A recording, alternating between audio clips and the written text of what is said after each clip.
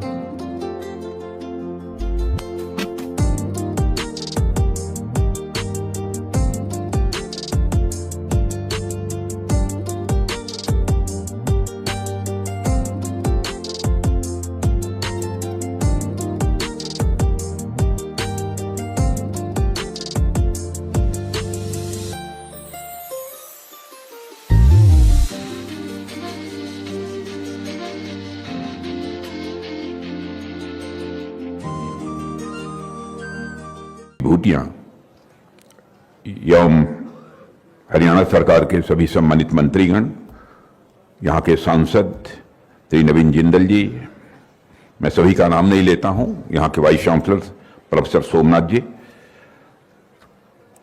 और इस सभागार में मौजूद अन्य सभी सम्मानित देवियों व सज्जनों, सबसे पहले तो मैं पूज्य स्वामी ज्ञानानंद जी महाराज के प्रति आभार व्यक्त करना चाहता हूं कि उन्होंने आज के 10 वर्ष पहले इस प्रकार का अंतर्राष्ट्रीय गीता महोत्सव का सिलसिला प्रारंभ करने का कार्य किया है और उनके इस कार्य की जितनी भी सराहना की जाए वो अपने में कम है। यह सच्चाई है कि गीता का संदेश केवल भारत देश की सीमाओं तक ही सीमित नहीं है। विश्व का शायद ही कोई ऐसा देश होगा जहां कुछ न कुछ लोग, बहुत ही छोटा देश होगा तो 2-4 लोग ही ऐसे होंगे कि गीता ने उनके जीवन को प्रभावित किया है। और मैं यहां हरियाणा सरकार के प्रति भी आभार व्यक्त करना चाहता हूं कि हरियाणा सरकार इसमें पूरी तरह से सहयोग कर रही है और मैं यह भी मानता हूं कि सरकार का काम आर्थिक, सामाजिक और तकनीकी विकास करना तो है ही, लेकिन साथ ही साथ सांस्कृतिक विकास भी सरकार की एक महत्वपूर्ण जिम्मेदारी बनती है और सरकार उस दायित्व को बखूबी निभा रही है। इसलिए मैं इस सरकार के प्रति भी, यहां के मुख्यमंत्री के प्रति भी आभार व्यक्त करता हूं।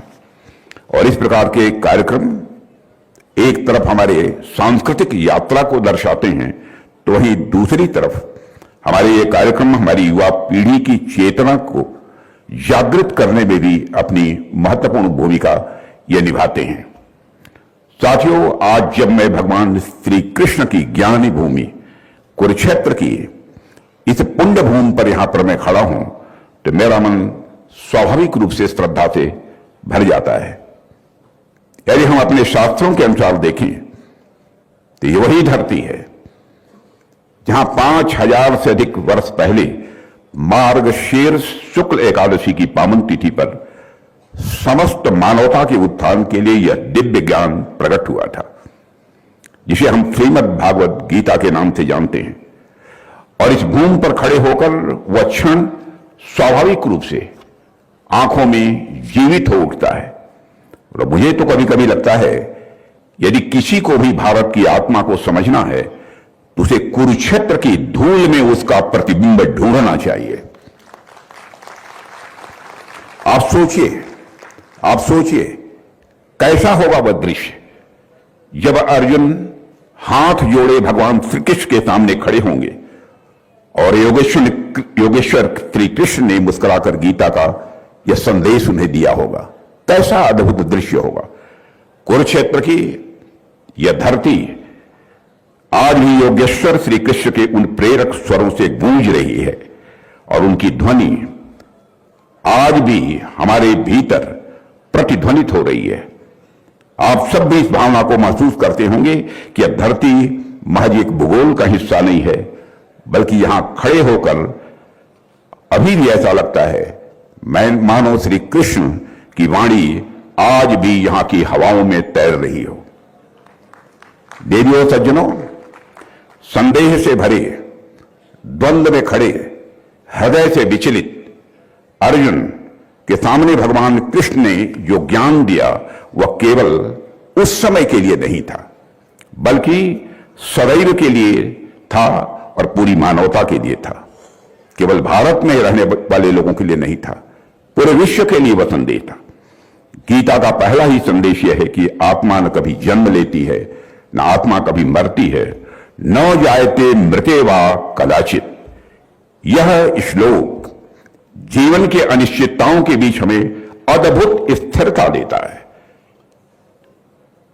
और यह केवल युद्धभूमि का संवाद नहीं था, बल्कि मैं मानता हूं कि यह जीवन की हर परिस्थिति का अपने में यह मार्गदर्शन है। मैं यहां पर उल्लेख करना चाहूंगा संत श्री रामकृष्ण परमहंस जी ने एक सुंदर और बहुत ही गहन बात कही थी कि गीता का पूरा सार केवल उसके नाम के अक्षरों को उलट देने मात्र से ही समझ में आ जाता है।